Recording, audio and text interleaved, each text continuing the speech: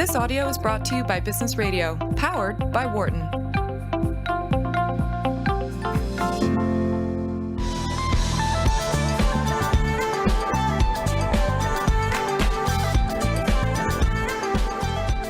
Hello, welcome back. I'm Kent Smetters, professor here at the Wharton School, and you're listening to Your Money Business Radio Sirius XM 111. And you know the routine by now. For the rest of the show, I have a couple of financial planners with me taking your calls about your own financial situation. So if you want to know how to invest your money, save for retirement, your kids' college, life insurance, paying down debts, really anything. Maybe if someone just left you money and you want to know what to do with it, anything about your money, give us a call here live on Tuesday. So pick up the phone, give me a call here at 1-844-WHARTON, just like the school name, WHARTON. That's 1-844-942-7866. And welcome back to the show. In studio with me, Thomas Meyer, who is the CEO of Meyer Capital Group and a fee-only investment firm located in Marlton, New Jersey. And he joined the firm as was your father or grandfather. Yeah. Wow. Started the firm a long time ago. Tom started in 1982. He's been a 5-star rating with a Palladian registry, and is often quoted in the Dow Jones, Wire, Barron's magazine, Investment News, and many others. Welcome back to the show, Tom. Kent, always a pleasure. Great. And if you want to give Tom or myself a call, again, live on Tuesdays here, so pick up the phone and give me a call here at 1-844-WHARTON. That's 1-844-942-7866.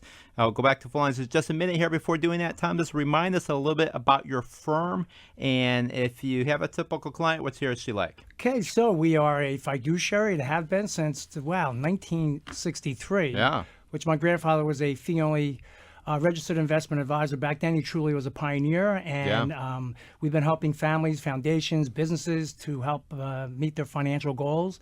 And speaking about financial goals, it's what it's all about. It's not about the stock market. Yeah. It's about you and your family and what your risk objectives are and your investment objectives are. And most importantly, stay contained within what your objectives are. And if the market's up double digits and you're not, well, there's a reason, because possibly you don't need to take that much risk. Yeah. A lot of times people feel regretful. Man, the market went up like crazy and I didn't. But sometimes that's the appropriate thing, because the market could have gone down as well. Again, speaking with Tom Meyer, CEO of Meyer Capital Group, live on Tuesday. So give me a call here at 1-844-WHARTON. That's 1-844-942-7866. Let me go to John calling from Maryland. How can I help you, John? Hi, how you doing, guys? Great. Hey, how are you, Joe? I'm doing all right. Hey, quick question for you. I was at a previous employer and, of course, started a new job, and I have my 401k and Roth IRA, and just curious on, what to do. Of course, I want to roll that over into another investment. Previous experience, not so good rolling it over to a friend that was in the financial. A friend. Friends are never good. The old friend. The old friend didn't turn out so well. Still with that firm. He's no longer there. They're battling back for me, but I don't want to make that mistake again. Sure. I know there's multiple options I could take. Yeah. Just want to know if there's any new investment strategies that you can kind of light me on. All right. No, that's a good question. Really Before getting Tom involved here, just give me some more information. It's a 401k. Do you have a sense of what the expenses that you're paying in the former 401k plan? As in, am I maxing that out? No, not your contributions. Just typically what's called some type of expense ratio. They charge you for asset management, for what's called record keeping. Sometimes 0.6, 0.7%. But every once in a while, you get a really good deal. Like if you're a former government employee, they have access to what's called the thrift savings plan. And I actually recommend people keep their money there. Do you have any sense what the expense ratio is? I do not. Okay. And that's sort of one of the things to look for. So your choices really are about moving to a rollover IRA versus your new employer. Does your new employer have a 401k? Not at this point, no. Okay. So it really is about rolling over to an IRA. By the way, you might want to first check out the expense ratio at your former employer. My guess, unless it's an exceptional case, it probably is going to be higher than what you'll get with a rollover IRA. But that's not always true. So you always want to look at it. And then if it happens to be low, you want to look at things like investment options. But Tom, so in terms of, suppose he's going to do for a rollover IRA, the steps, what should he be looking for? What should they be comparing between that versus former employer? Well, not to go with your friend, number one, right? John, real quick, in your 401k, what are your options? Do you know the fund names, perhaps? Maybe we can back in that way. I don't have them in front of me. I'm actually traveling, but I don't have them in front of me. Yeah. Okay. Well, I mean, obviously, if sometimes the 401ks, as Kent said, are cheaper. You don't pay fees at all. It's as simple as possibly going into like, say, for instance, if your 401k is in Vanguard, say a Vanguard Target Fund or what have you. Otherwise, then you have the option to go ahead and roll that over into an IRA. It would go directly to that particular custodian, whether it be a Vanguard or a Schwab or what have you. And then you would be really on your own. So it's pretty important to you to do the right thing. I and Kent will say the same thing. If you feel compelled to go to a financial planner or a registered investment advisor, you do that with a fee-only investment advisor. Fee only, not fee-based. Please remember, you could go to napfa.org, which gives you a map of fee-only financial advisors in your area as per your zip code. Mm-hmm. If you need help, that's where I would probably steer you. If you don't and feel compelled that you can go ahead and do it on your own, then I would definitely look at one of the top discount brokers and/or Yeah. Yeah, and I completely agree. In particular, and also my website, kentonmoney.com, I have a list of advisors there. Yes, you do. As there, what I've also screened on top of not just being fee only, but agreeing to my approach of kind of low-cost passive index investing. But what I'll say, John, is that it really is a comparison of your old 401k. In some cases, you may have a low expense ratio. What I would say, if that expense ratio is above even, say, 0.4, 0.5%, that is not 4 or 5 percentage points, but half of 1%, or that would be like the maximum I would be willing to pay to stay in your former 401k. In some cases, they don't even want you to stay. But anything, personally, if it was above even a quarter of 1%, I would probably bolt myself. But in any case, you're looking probably into, unless that actually happens where it's really dirt cheap, looking into a rollover IRA. You can easily go to like Vanguard, Schwab, Fidelity, and so forth, set one of those up. They can even give you the steps on how to do it. And so then the question is, what do you do with that money? And it really comes down to once you put in a rollover IRA, your asset allocation wouldn't be any different than if you were currently with that 401k plan provider. And so because the tax implications are exactly the same. Is that helpful, John? Yeah, it definitely is helpful, and of course, my expertise, is not in the in the financials, right? It's in technology, but so that's why I would definitely need to lean on, looking at that. Would you say it was napfa.org? Yeah, there's one called napfa.org, and another one in my own on kentonmoney.com, and NAPFA's list is bigger. Right now, I just do an additional screen for kind of an investment philosophy. But in any case, both are great. What you should again do is it's a comparison between, and mainly on fees, because you can always get lots of investment options in the rollover IRA. But I would also recommend keep it simple. You don't need to get super fancy when it comes to investing. Just some broad-based, stock and bond funds will do the job. And also, in some cases, you can have an advisor charge you by assets under management. In other cases, you just pay an advisor for a few hours of help in terms of making sure your asset allocation is kind of right and so forth. But, typically you want a more long, outstanding relationship. So thanks so much for calling, John. Really appreciate it. Again, speak with Tom Meyer, CEO of Meyer Capital Group, live on Tuesday. So pick up the phone. Give me a call here at 1-844-WHARTON. That's 1-844-942-7866. Let me go, Bob, calling in New Jersey. How can we help you, Bob? Hey, Kent. Hey, Tom. Thanks for taking my question Bob. on the air. Sure. I had a question somewhat similar to John's. The end goal is retirement. So I'm going to be receiving a sizable amount of like a settlement from an injury thing. And Okay. it's going to be like 300,000 or 400,000, and I'm currently 22 years old, and I have no retirement set up, and I would like to put the whole amount in some type of either like investment or like some type of investment or something for my retirement, while taking advantage of any possible like tax applications. Sure. So let me ask you, Bob, are you, by the way, the fact that, settlements are sometimes taxable, injury settlements are typically not. That's one exception when it comes to settlements. So that gives us some flexibility here. But tell me about, if this is a large settlement, you're pretty, 22 years, are you still able to work? Give me your sense of, your outlook in terms of ability to do gainful employment going forward. Yeah, so fortunately enough, I am able to work. It was something like minor, but it was, it was there. And I'm currently finishing out my 5th year, and I'm studying for my CPA. So I'm going to be actually starting a job full time in August with a gross salary of like 65. And I wanted to really put this away and not really worry about it or touch it and kind of pretend I didn't get it almost. Yeah, and I think that's really smart because it gets really tempting to do that. Outside of this money, tell me about your other saving right now for anything, whether it's retirement, emergency saving. Give me some more facts. So retirement, I currently have nothing. I didn't start a 401k, and I didn't start any type of Roth or any type of IRA. Yep.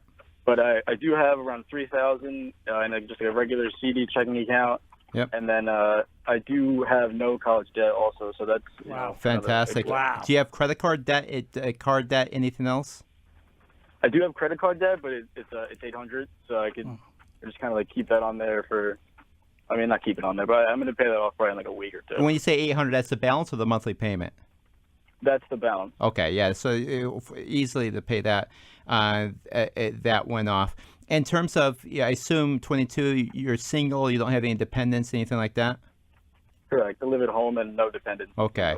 And, once you start, working, potentially even before then, I mean, I don't know the nature of your injury. Is there a risk that this could turn into something more serious disability? I'm trying to think about some insurance issues. No, so the injury was actually like a pretty intense concussion, and there was a lot of temporary side effects, but fortunately nothing long term. And then all the doctors that I had followed up with said they don't see anything happening long term. Yeah, well, I tell you right now, you just don't know with head injuries, CTE and so forth. You don't know until, unfortunately, post-mortem if there was a serious injury in that area. And so it is, I think it's smart to really be thinking about this money as both a store of value, not just for retirement, but for other things coming up. And I think you're really smart to figure out how to lockbox away this money. So Tom, I mean, so he obviously, the nice thing about this is that if it's this typical injury claim, it's not going to be taxable. So that's an opportunity to, put this money away. I mean, he wants to have certainly an emergency account. He can't just dump it into a 401k whole hog like that. But although he could make contributions at maximum limits, if he otherwise want and so forth. Right off the bat. Yeah. So what are some things that he should be doing with this money? Well, there's a couple things I just wanted to make sure, Bob. Are you planning on buying a home or looking at this as far as spending X within the next few years? Mm-hmm. Not necessarily. Definitely not a home. I don't see a home anywhere in the next, say, 5 to 7. I might purchase a car with it if that was maybe like the only big purchase I'd say within the next 5 years. But other than that, I don't see anything big coming up. All right, I can't tell you how great of shape that you're in. I mean, obviously it was terrible how you had to come to this to get it, obviously. But at your age, with the key here is $800 in debt, is truly amazing, and no school debt, and a job waiting for you for $65,000. So you are really getting out of the starting blocks very quickly here. So you want to take advantage of A, the liquidity, and B, more importantly, your age, because that's something, as Kent and I both know, money can't buy. And the fact is that you don't go into this scenario. It doesn't seem like you have ever invested before, so you have to be extremely careful.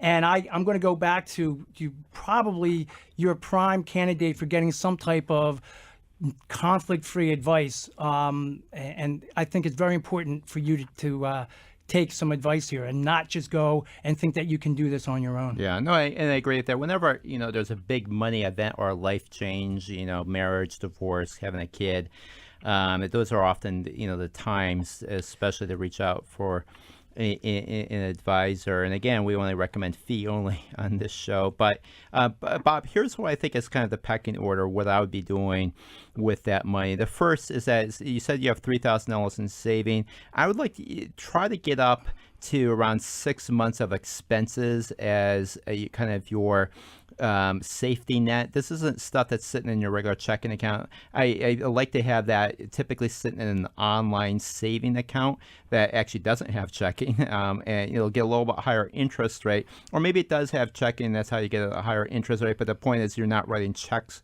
actually from it.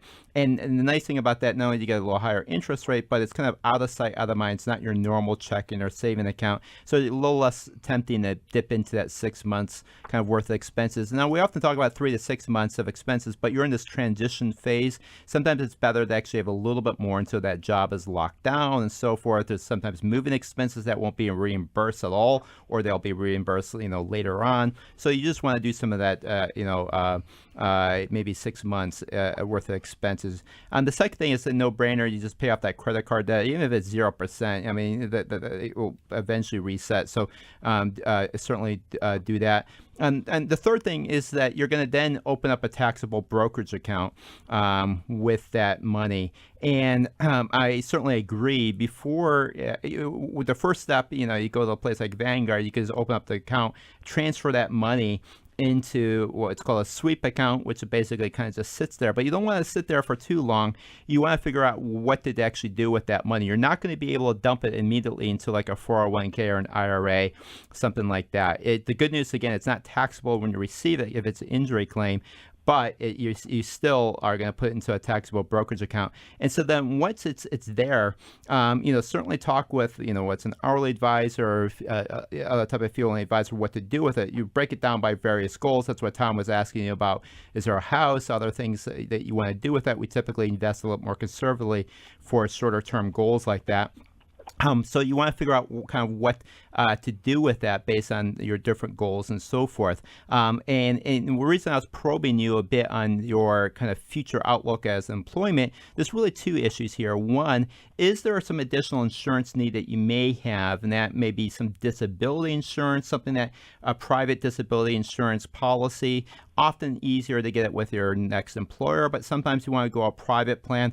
Reason why, something like head injury, you just don't know. I mean, we just know, for example, that this is something that is really hard to diagnose. Except post-mortem, unfortunately, at this stage. And so you just don't know. But the second reason I asked you about that is that if you have a gainful employment ahead of you, then your biggest asset is actually not this $300,000 to $400,000. It's just the present value of your future wages. Something like a CPA, this isn't oil and gas and energy. It's probably less correlated with the stock market. It's more like a bond, less like a stock.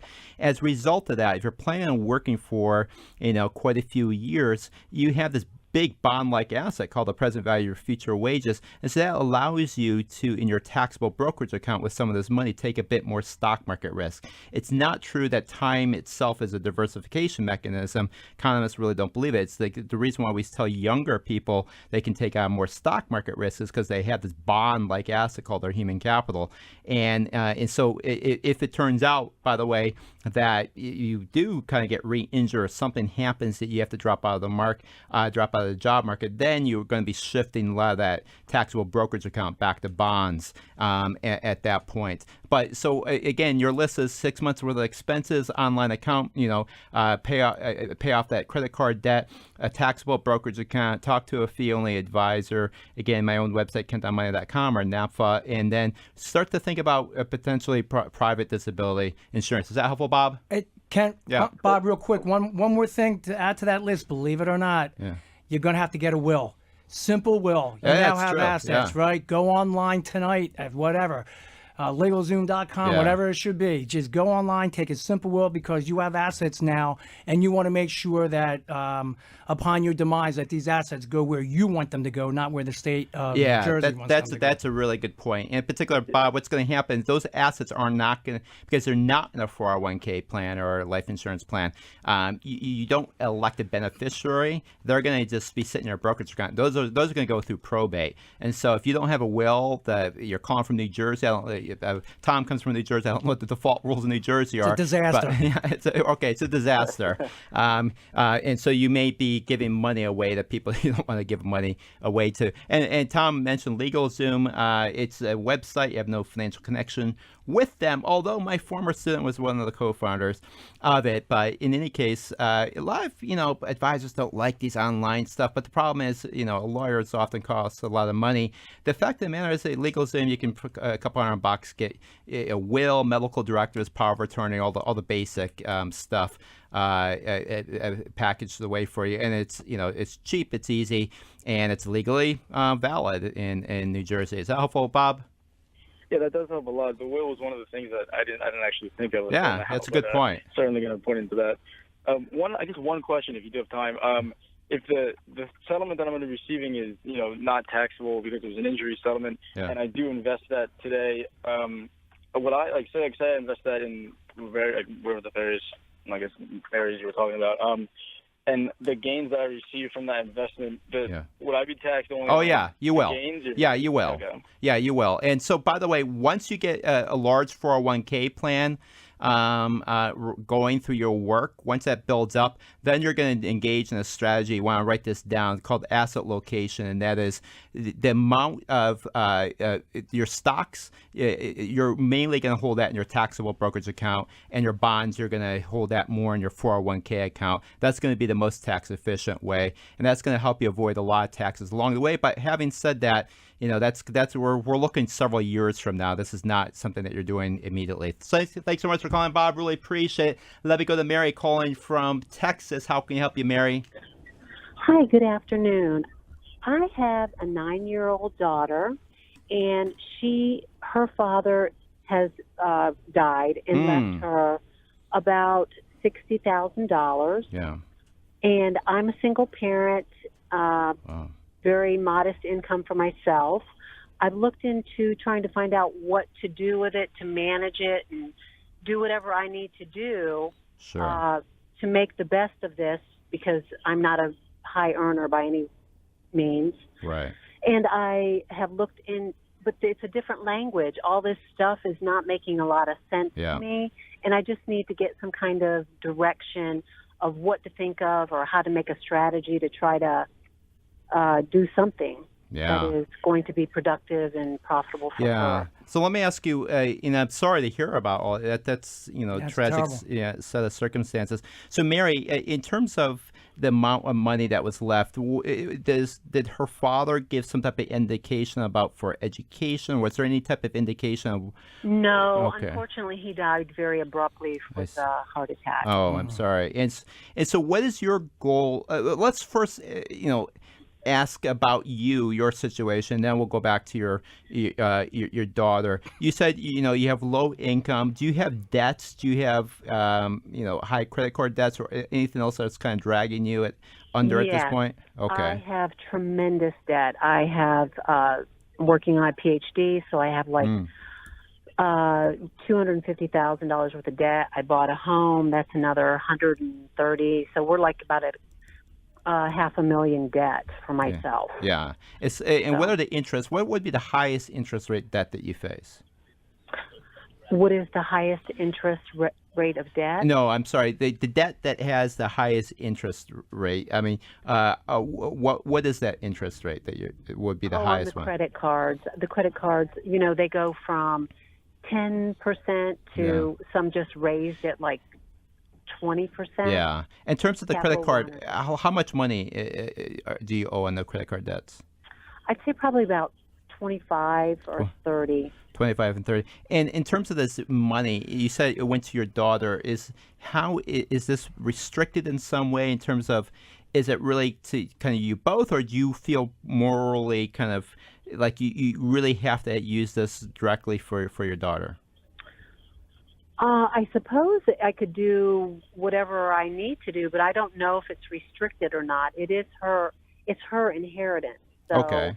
it was not, intended for me. Was it through a will, or did it just kind of was money left somehow? Well, it was selling off the assets, but the other bit of this is that he is in another country. I see. He was in another country. Is I the don't know money if that is the money impacts here in the U.S. or is it another country? No, it has to be transferred, but they're insisting that I open up some type of an account, and I just don't know what type of What account country? or what to do. What country? Norway. Norway. Okay, so I don't know the rules that well. I know India a little bit better.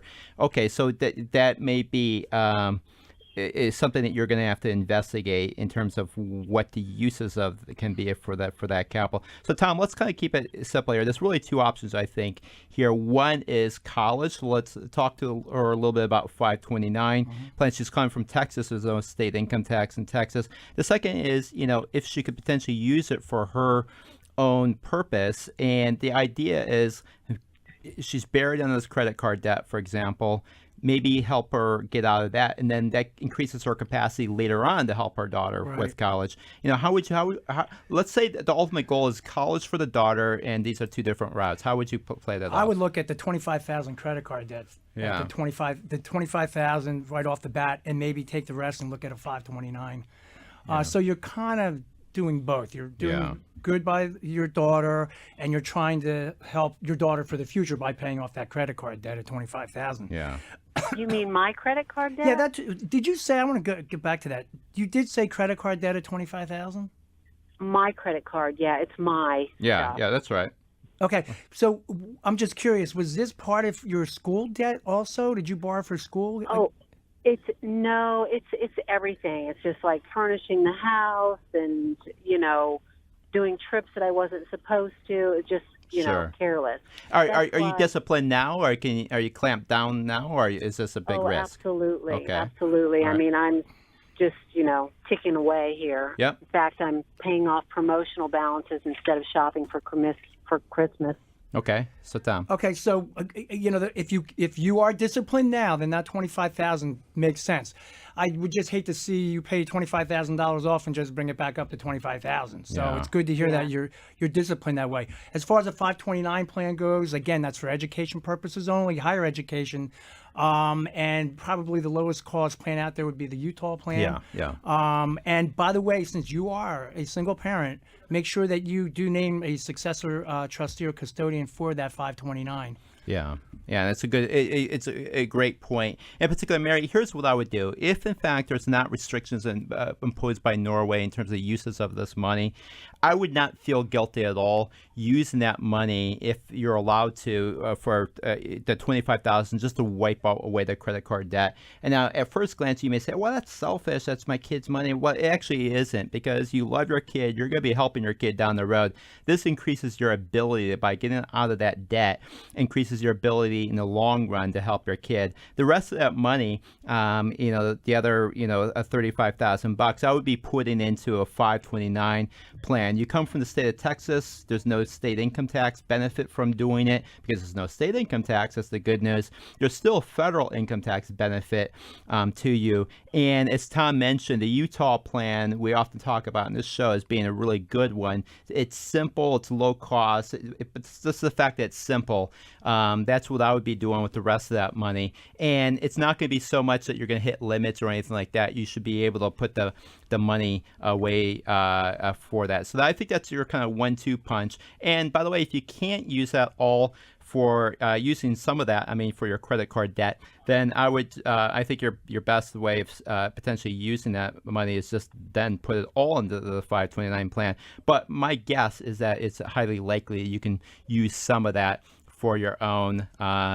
paying down that credit card debt. And again, I would not feel bad about that at all. Well, I did leave out the fact that I've spent probably about $12,000 in trying to acquire child support, which was actually $150,000. So all the more, over.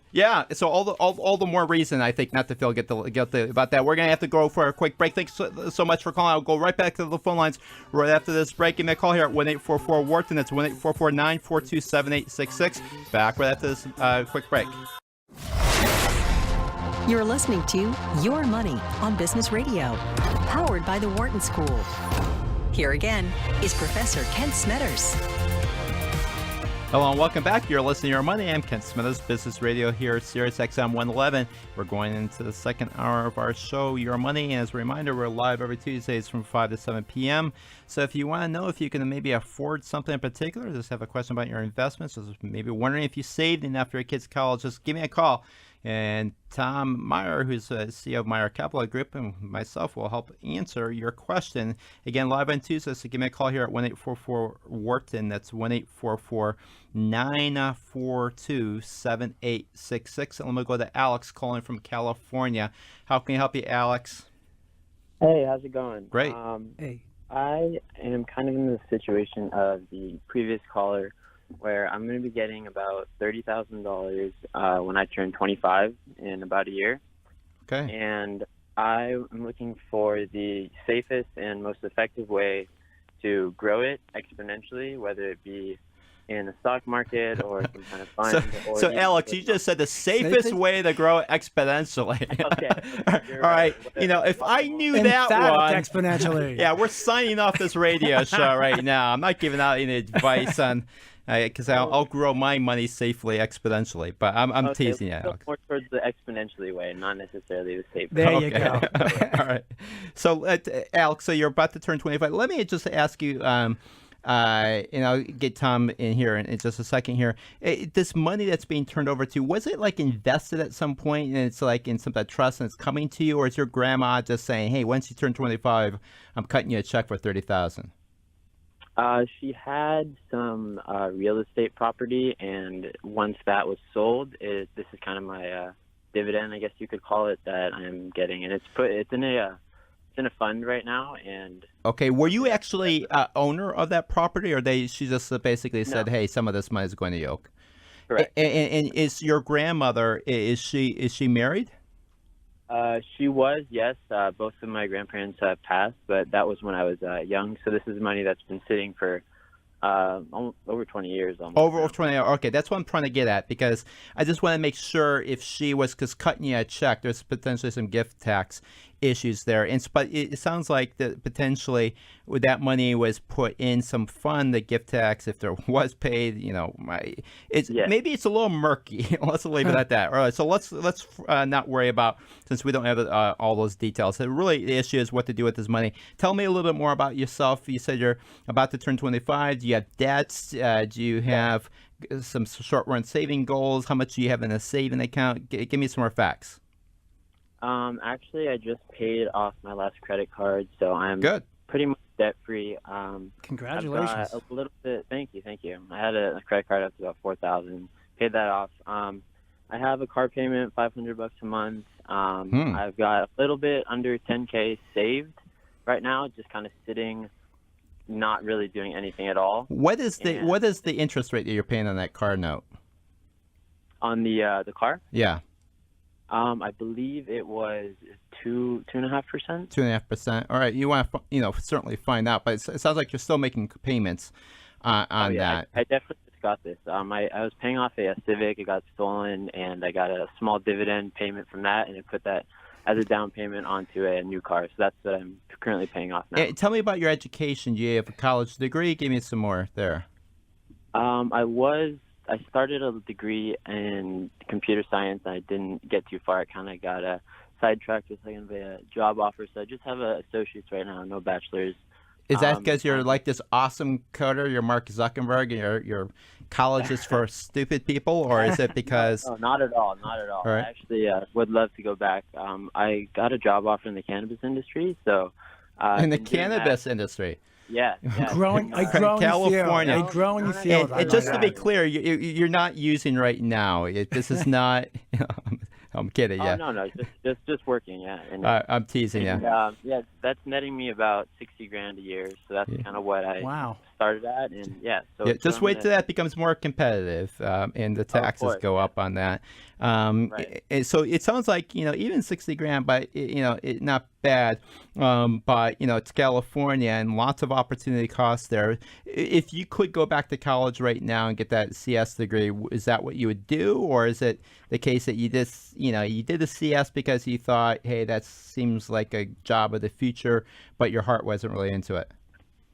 A little bit of both. I definitely had some interest in it, and I kind of fell out because I felt like people were so far ahead already. I was kind of just jumping into it. So if I were to go back, I would definitely do like a business or economics, some kind of management degree, more on that side. So that would be my main goal. Yeah, and I'll say, I did my undergraduate degree in computer science. I kind of just went into economics almost accidentally, and it is true. It has to be in your blood in many ways, because if you're not coding young, there's maybe a reason because it's not a true interest and so forth.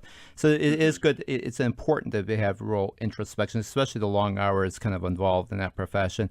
So Tom, your thoughts about so if I got it straight, he doesn't have any other debts. He has about $10,000 already in kind of saving. It sounds like at least a decent emergency fund there. We don't for sure know what that car note percent is, but let's suppose it is 2.5%. What would you recommend, education versus other options? First of all, Alex, congratulations from the debt side. My goodness, at your age, it's fantastic. Thank you. Thank you. Tell me, what about your living scenario? What's going on there? I'm currently living with my parents still. We have a really good relationship. That's always good. To move out. Yeah, I plan to move out with my girlfriend within the next 2 to 3 years. No rush particularly, but also would like to eventually fast track that. So yeah, not really paying much. That's pretty much all my expenses right there that I told you guys. A lot of gas. I drive a V8, so. But besides that, sure. Okay, and you have savings, but obviously we want to talk about a Roth right off the bat. Yeah. We want to go ahead and take advantage of your age and sock away as much cash as you can into a Roth IRA to start. And we're almost at year end, so you can double up on that too, which would be nice. Yeah, yeah. So, I completely agree. I think what Alex, what I would be doing with this 30,000 is, one is, the Roth is absolutely right, because you're in a pretty low tax bracket now. You could use your current income for the Roth, but given that you have this additional income coming in, it's a no-brainer, as Tom said, to put money into your Roth. You always want to have that 3 to 6 months for emergency expenses. Find out what that car note is, if it's really 2.5% or 5.5%. You want to, if it's 5.5%, I'd say pay that off pretty quickly.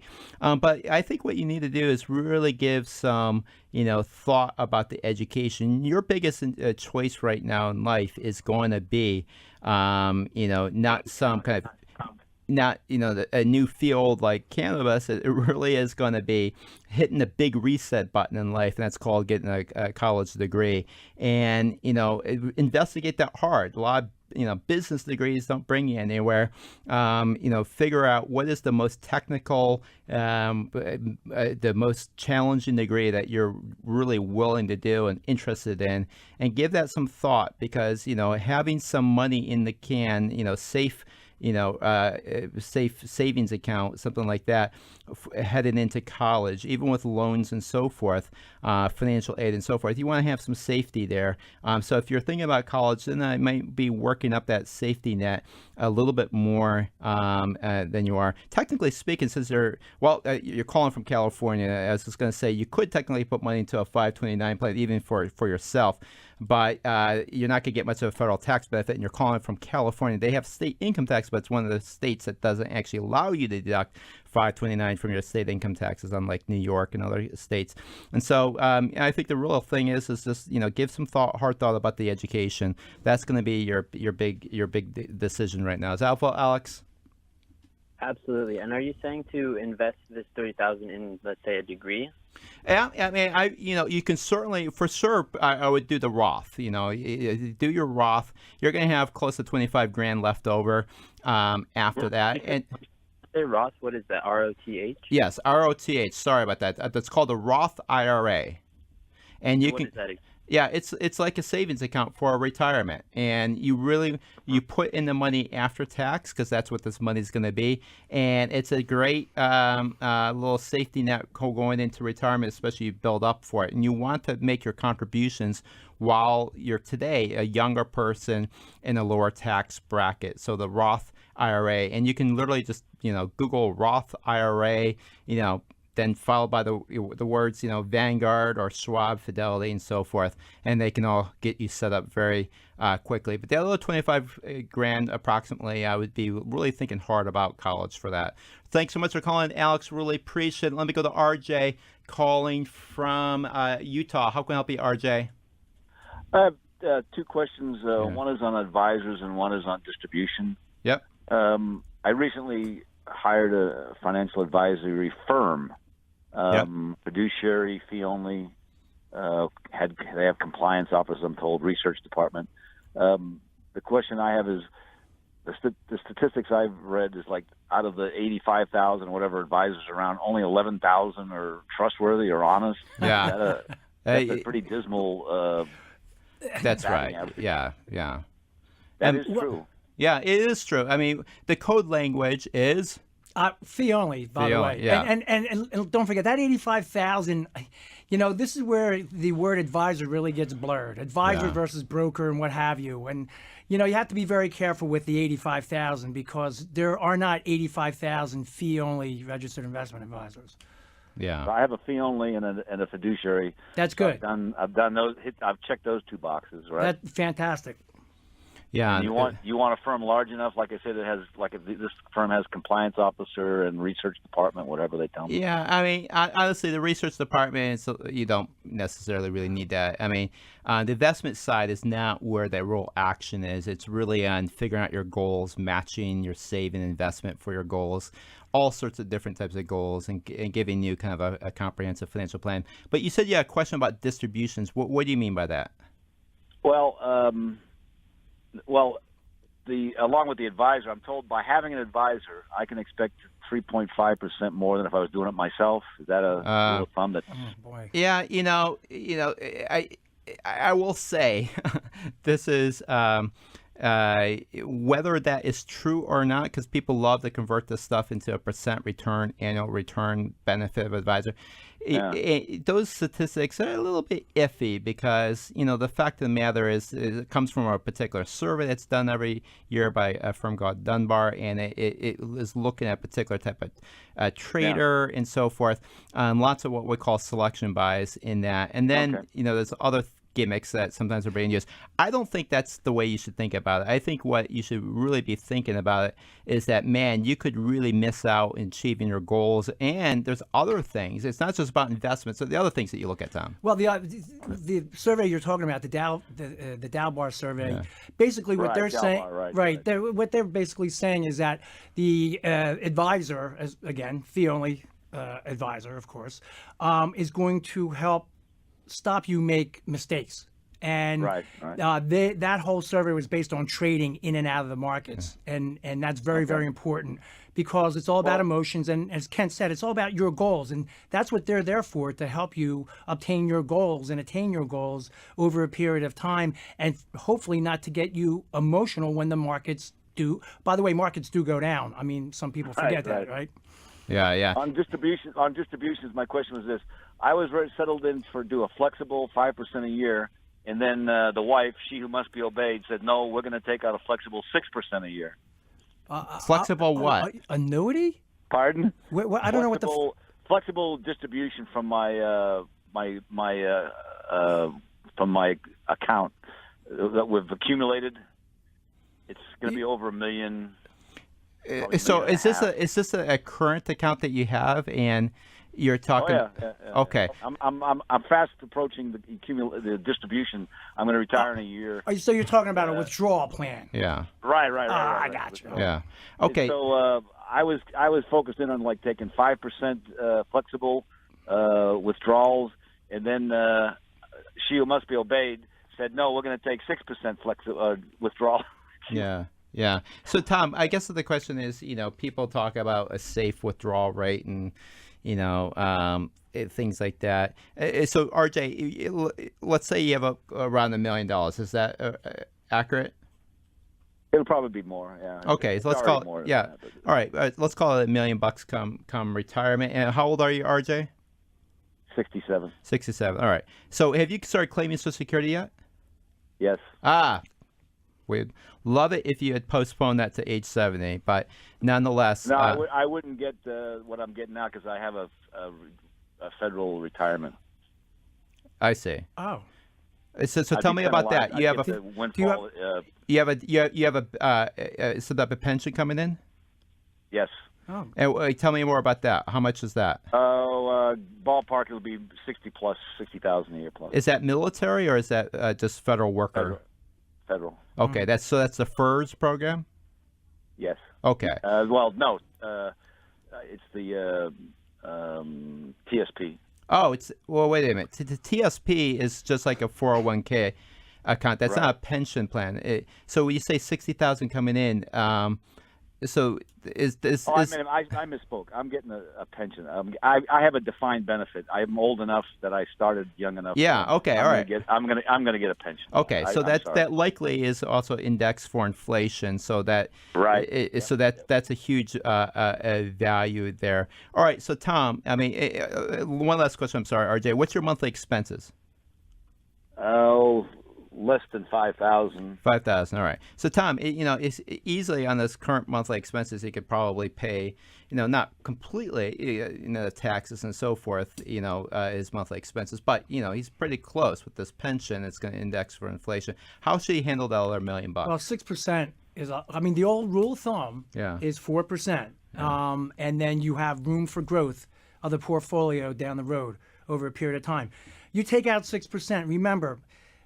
You're going over the above the average. I don't know how the portfolio is going to be constructed. Again, you have to go to your advisor, and I'm sure that he'll do some type of a goals-based plan. Mm-hmm. And if you're hell-bent on that 6%, you have to understand that during down times, you're going to be taking out a lot more money than 6% during a down market, and that really hurts.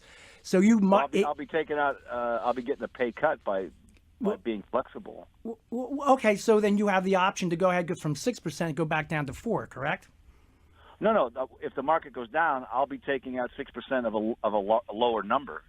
Well, usually that 6% is based upon a number at X date, and then you have a 6% withdrawal. Or are you talking about trying to get 6% in dividends? No. I'm talking about no matter what the portfolio is.